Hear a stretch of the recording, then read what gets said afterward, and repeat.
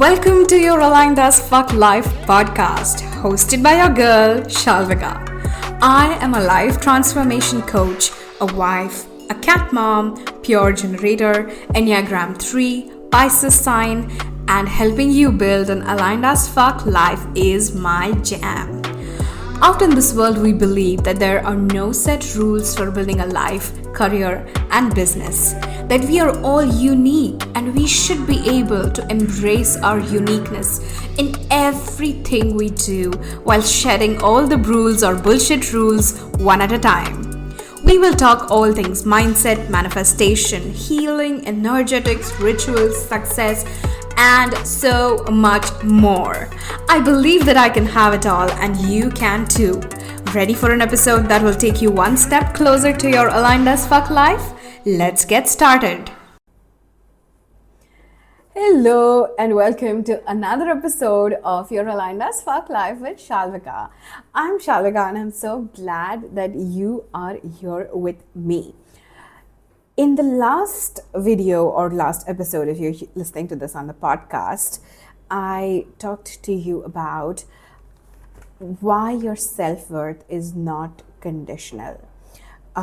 Today, what I want to talk to you about is the lies you inherited. And when I say you, I mean all of us as human beings collectively inherit a shit ton of lies from everywhere. But before I dive into that, I want to share a story with you.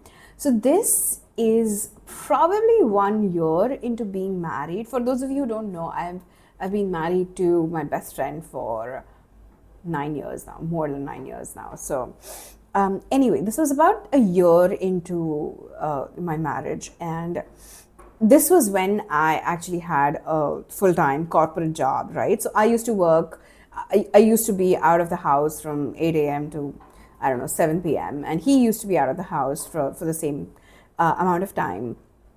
And I remember I was talking to a friend on the phone, and she was kind of bitching about how her husband doesn't really contribute around things at home, like with things at home.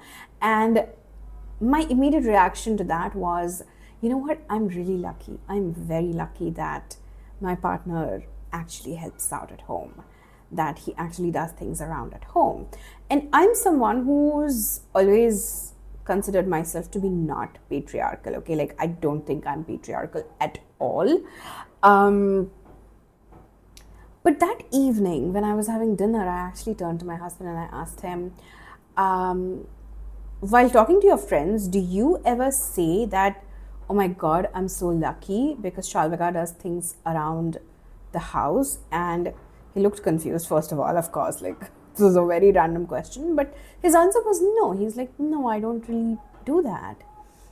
And I realized that that was my inherent, pre-programmed, conditioned patriarchy that was kind of coming out and making me feel like I'm so lucky. And I'm not saying I'm not grateful. I'm very grateful for all the things that he does around the home, even today, right? Like, I'm really grateful.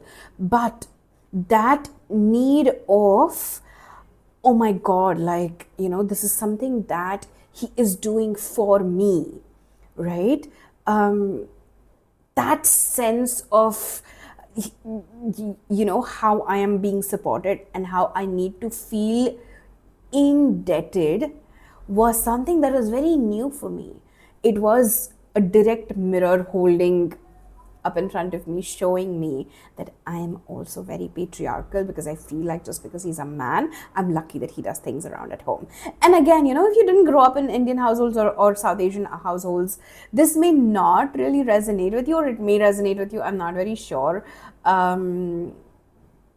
if there are any households in the world that inherently have an equal kind of relationship, but that's a whole new topic. I don't want to go there, right? But what I want to talk to you about today is we fight against these inherited beliefs, against these inherited systems, against these inherited stories without even realizing that we are still operating from them. Like, I never thought that I was someone who's patriarchal, but I was clearly being very patriarchal in this, because I felt like I should feel lucky that, he does things around the house, right? So we inherit these operating systems from our caregivers, from our society, from our schools, from our friends groups, from the social circles that we hang out with. So we inherit these ideas of worth. We inherit these ideas about money, about love, about success, about what it means to be a woman. All of these are inherited, and they feel like the truth, right? So I'm going to give you some examples. I actually have some examples written down here. Money doesn't grow on trees. Like, this is something that so many families and systems actually believe. Rich people are selfish, or rich people are bad, right? If someone is rich, there must be something that they are doing that's unethical. Right? These are just some stories that I'm giving you. Again, not an exhaustive list, but just some very common stories that I've experienced in my journey, in my clients' journeys, right? And we inherit these as our operating systems. Beliefs like, don't get your hopes up, right? Better safe than sorry. Hard work is the only way to make a lot of money. And I'm not saying hard work is not the way. You have to work hard, whatever it is that you do. But I feel like if hard work was the only way to make a shit ton of money, construction workers should have been the richest people around. Like, they work so fucking hard. I don't know if you can hear it, but there's a construction site right next to where I live. And they've been at it since like the break of the morning, right? So these are all just stories. You need to work hard to deserve anything. To deserve anything, it has to be a struggle. If I'm not struggling, it means I am not successful. All of these stories are beliefs that become our operating system. Now, what do I mean by... actually, I want to finish some more examples that I have here. Your body is something to control, to fix, to be ashamed of, to make better. I feel, and I'm going to talk about this in subsequent videos and subsequent podcast episodes as well, but I feel like, oh my God, I just completely blanked out. Your body is, yes, got it, got the thread. Even healing, right? Even this journey that so many people embark on of healing can become that trap that I just have to heal more in order to feel worthy. I just have to heal more in order to go and start my business, or in order to go and have a job, or in order to go and have a partner who will give me a healthy, who will mean that I'm in a healthy relationship. All of these are stories. Love means sacrifice. To love someone means you have to sacrifice something. Again, it's a story. If you're not struggling, you're being selfish. I think I covered this, but these are all the stories that we inherit. I know I'm looking here, but I have my notes like all over this place. But these are stories that you inherited from your social systems. And they feel like truth because you absorb these probably at a time when your cognitive abilities, when your mental faculties to actually discern rationally what is true and what is not, were not completely developed. So if a caregiver told this to you, if you heard your mother, right since you were 2 years old, talk about how, oh, she can never be worthy unless she like lost a certain amount of weight, or that she has to be hard on herself, that she has to always be at war with her own body. If you saw that since you were a child, you grew up believing that that's how the world works, because that is how we absorb our operating system. That's how we absorb our entire belief system. That's how we also absorb our nervous system. And that's something that we're going to talk about at a later point. But you inherit so much from everyone around you. And even though that's not your truth, you think, you believe that that is the truth. And so you take that and you make it something that you live by. It becomes your ready reckoner. So anytime there is a thought that's challenging you, you are going to reach out to your belief system to either justify that thought or be like, this is why this is wrong, right? So let me give you an example. Again, I'm going to talk about myself. I'm going to talk about my struggles with my business, especially at a time when I wasn't making the money that I thought I would make. There was a lot of struggle around that because I felt very unequipped to ask for money to my partner, right? And it's not like I have to ask him because I don't have money. It's just that I didn't want to dig into my savings and he had the extra money. But I would always feel so hesitant to ask him for money because in my head, I saw growing up the dynamic between my parents. And in my head, that led me to be this hyper independent individual who always has to provide for herself. And again, there are a lot of reasons for that, right? Like I was someone who had to grow up really early in my life due to multiple reasons. So I was this hyper independent single child who was also a girl, right? So, and again, if you're not from India, Indian subcontinent, maybe even Southeast Asia, I don't know if you relate to this, but being an only girl growing up in my household was a unique thing, right? I have had some of my dad's aunts and uncles and mausis ask him, oh, you have only one daughter, you should have a son. Because, right, a son is the one who provides for everything. But anyway, that's, again, a completely different topic. But what I'm trying to say is I had to grow up to be this person who took care of all her needs because I had to prove that, right? I had to prove that I was not just a daughter. I was a daughter and a son, right? It's funny how these operating systems that I'm calling, these inherited operating systems end up defining who we be. Because of that, I used to struggle to ask for support, ask for money, right? And today, now that I have made peace with that fact, I'm okay with this fact that, we are partners. There have been times when his business has not been doing well and I have been the one doing well and I still was there and I provided for us and I helped him out. So why is it wrong if the same thing happens with me? I can take support, right? So again, it is very important to discern which belief is mine and which belief is a lie that I inherited, because it is literally defining how you go about your life. It is literally driving the direction of your life. And that is why this work is actually really fucking important.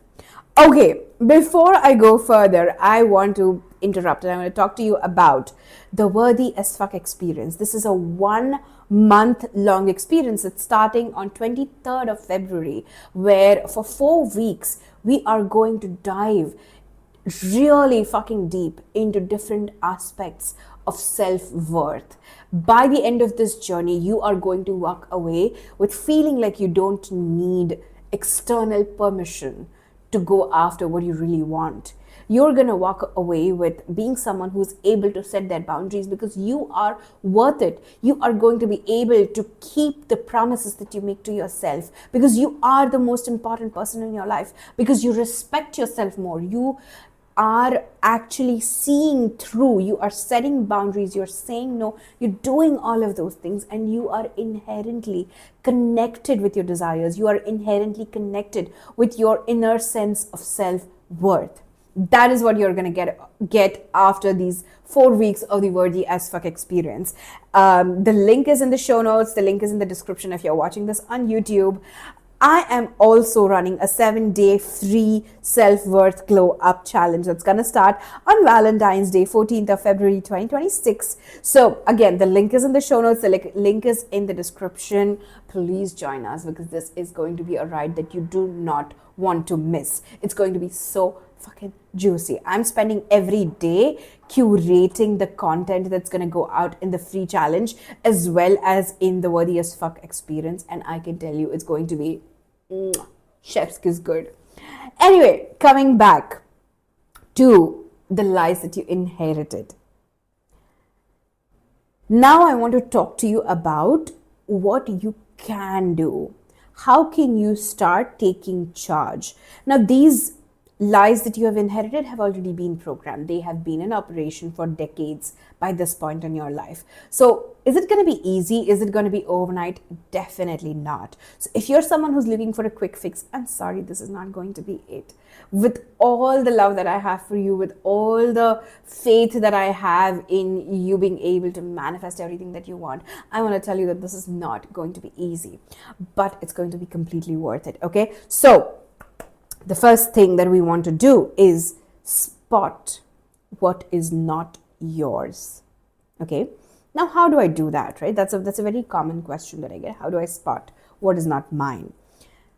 Look for your automatic reactions, right? They can be they can manifest as disproportionate reactions.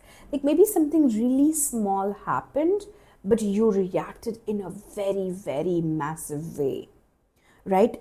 Maybe in your relationships. And I think if you have a partner, if you have a close relationship with someone, or you live with someone and you spend a lot of time with someone, those relationships will be indicative of these disproportionate reactions. Like these are instances where after the fact, you go back and you think, why did I react that hugely? What is it that about that situation that made me react that big, right? So that is the first thing, the disproportionate reaction. The second thing that is also part of the automatic reaction is this thought, is this line of thought that that's just how it is. This is how it is. Oh, he didn't treat you well? That's how men are. Oh, you didn't end up making enough money in your freelance job? Of course not, because you need to have a job in order to make money. Oh, you did not sign up any clients? Of course not. You were out on vacation. How did you expect that you will sign clients?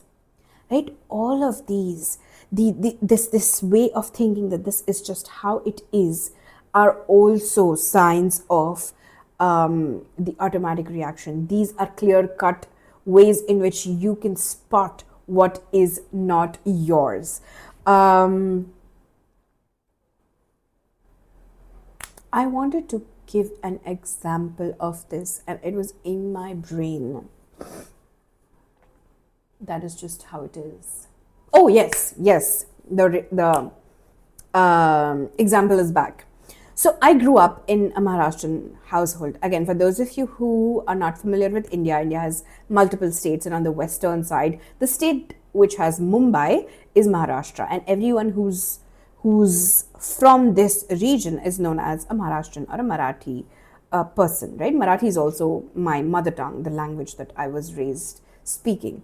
So I used to believe for the longest time, right, that Maharashtrians or Marathi people cannot be good business people. They cannot run a business. They can't be entrepreneurs, because that's I don't know if you're Marathi, you will relate with this. If you're not Marathi, I'm just going to tell you that it's something that exists in the community, because there is this underlying belief that Maharashtrians can't run business successfully. They are not business minded enough to run a business successfully. Now, objectively speaking, is that really true? Definitely not. Like, there are so many very successful businesses that are run by Marathi people. And we're going to get to that. We're going to get to how you work through a belief system. But what I'm trying to say is, for the longest time, I knew I wanted to do something of my own, but I didn't, because I was very scared that I'm a Marathi person. How am I going to be successful at business? I ended up marrying a non-Marathi. In fact, I ended up marrying someone whose community is very well known as entrepreneurs in India.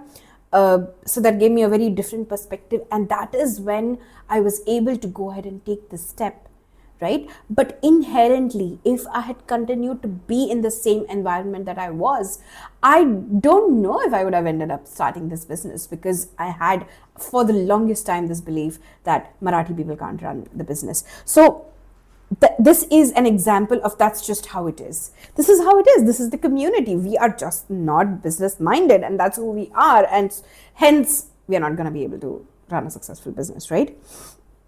The next way in which you can spot what's not yours is identifying patterns. Identifying patterns with your parents, with your grandparents, with their relationships, right? Something that may be kept cascading through the generations, right? That's a belief system that you inherited from your ancestors, from your grandparents and great grandparents. They may be unspoken rules of the family, right? That also something that it could be. There may be certain ways of life that you may have inherited, right? All of these fall under patterns. So these are the ways in which you can spot what is not yours. Okay, so this is what I want you to do. I want you to sit down and I want you to think about what are the ways in which I have an automatic reaction. These may be in terms of a disproportionate reaction, and this may be in terms of the thought process that this is just how it is. ये ऐसा ही होता है.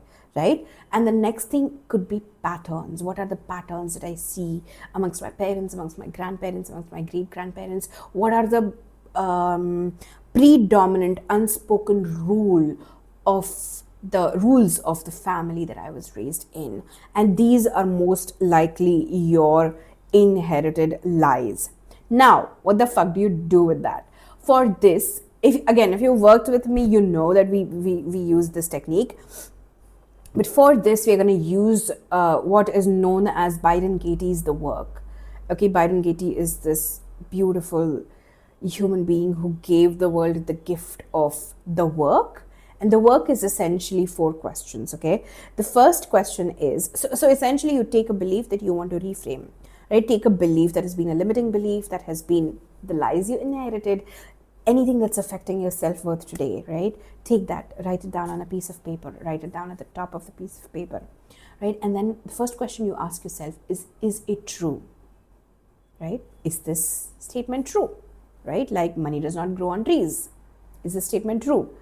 The only way to be successful is to work really hard. Is this true, right? The next question that you have to ask yourself is this absolutely irrevocably true? What I mean by that is there no circumstances in which the opposite is possible? Right?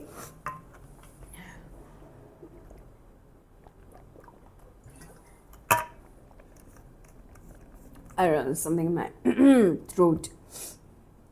Is it as true as gravity is on earth? Is it as true as, if I throw this pen in the air, it's going to come down, right? And the thing with beliefs is, no belief is as true as gravity, because every belief is a perception. It's an interpretation of reality, right? So that's the second question. Is it absolutely true? Ask yourself. Actually sit down and ask yourself. The third question is, how do you react? What happens? How do you feel? How do you behave? How do you emote, right? When you believe that thought. What do you do? What do you not do when you believe that thought, right? That's the third question. And the fourth question is, who would you be without that thought? What would your life look like? How would you feel? What would you do? What kind of a person would you be without that thought? Okay? I'm going to repeat the 4 questions. Is it true? Is it absolutely irrevocably true? How do you react? What happens? How do you feel? What do you do? What do you don't do when you believe that thought? And the last one is, who would you be without that thought? So these are the 4 questions. I want you to write down the answers to these questions, right? And then the final step that you do is you turn around that belief that you have, right? So for example, if I'm not struggling, I'm not successful, if that's the belief, right? What is the evidence of the opposite? Does that mean that it never happens that I'm not struggling and I'm successful. Does that mean that never happens to anyone that they have ease and flow in their lives and they're still making money? Right? So flip that question around and ask yourself, what is the evidence of that turnaround thought? What is the evidence in my life? Right? Maybe maybe your parents, like, okay, this happened to me, right? My parents sponsored my college education. I did not have to take a student loan for going through my college, right? So that is an example of, I didn't have to struggle, but I still received something successfully, right? This is an example from my life. If you can't find an example from your life, ask yourself, what is the evidence of that around you, right? So turn around that thought and ask yourself, where is the evidence of that in your life? And if you don't find it in your life, ask yourself, where is the evidence of that in the world? And I can guarantee you that you will find evidence. This is how you take a thought. You first identify a thought, and then you take a thought, and then you dismantle that thought, and then you spin it on its head, you turn it around, and you connect with it. You fuse it to your reality by collecting evidence. Remember, one thing that you need to know about your brain is that your brain loves evidence. So anytime you want to change a belief system, anytime you want to rewire a thought system, a thought identity system, whatever, right? Supplement it with a lot of evidence, and you can see magic happen, right? And I know we are going to be diving into this a little further in the next couple of episodes at least, but that's all that I have for you today. I really hope that you're able to identify the lies you inherited, and you are able to turn them around on your head and make them something that are actually going to make you feel worthy and not stand in the way of your worthiness, not stand I don't know what's happening. Give me a moment, I'm going to take a sip of water.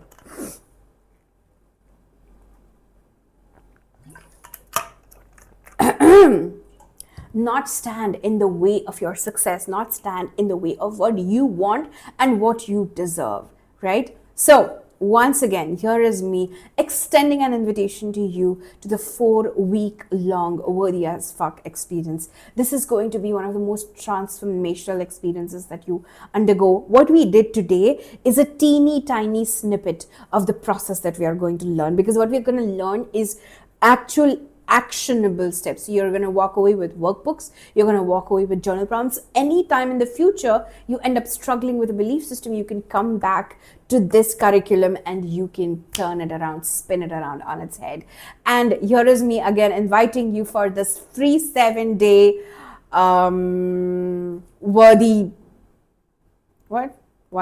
free 7-day self-worth glow up challenge. Here is me inviting you for my free 7-day self-worth glow up challenge. This starts on 14th of February. This is completely free, and it's going to be 7 days of overhauling your sense of self-worth. What are you waiting for? Join me. Find the link in the bio, find the link in the description, and I will see you there. And if you're here on YouTube, I will see you next week with the next episode. And have a lovely day, and good luck building your aligned as fuck life. Ciao. Thank you so much for tuning in today's episode. If you absolutely loved what you heard today, be sure to share it with me by leaving a review on iTunes so that I can keep the good stuff coming. And if you aren't already following me on social media, come soak up some extra inspiration and send me a hello on Instagram by searching @ShalvikaP. Also tagged in the show notes. I love and adore you so much, and I will talk to you super soon. In the meantime, continue building your most authentic and aligned as fuck life. Ciao!